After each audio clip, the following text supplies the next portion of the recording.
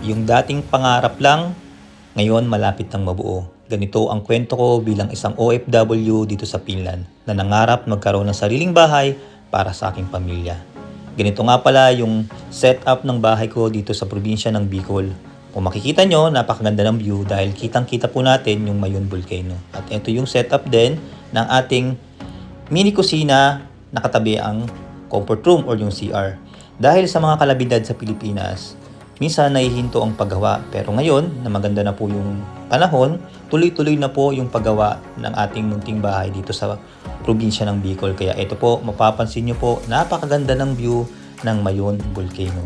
Kaya sa mga kapwa ko po na OFW, magsikap tayo, maging masipag, maging madiskarte para magkaroon tayo ng maipupundar sa Pilipinas.